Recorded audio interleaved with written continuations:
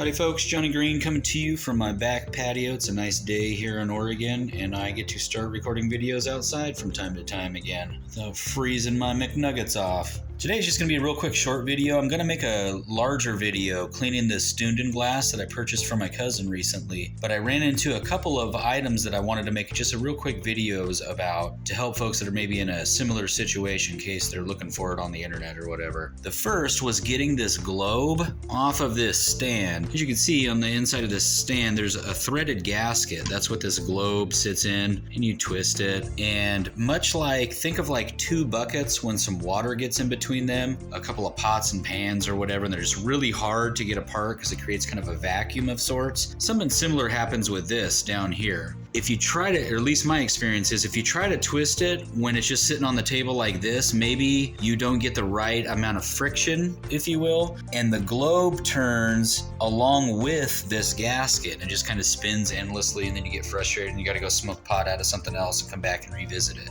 which I did. But what I found on the internet was that if you put this whole thing on the ground, and I'm not going to do it because I don't want you looking at my feet. It's not this kind of a channel, folks. If you're looking for feet, you can find it somewhere else. This channel is only for people with finger fetishes. Joking.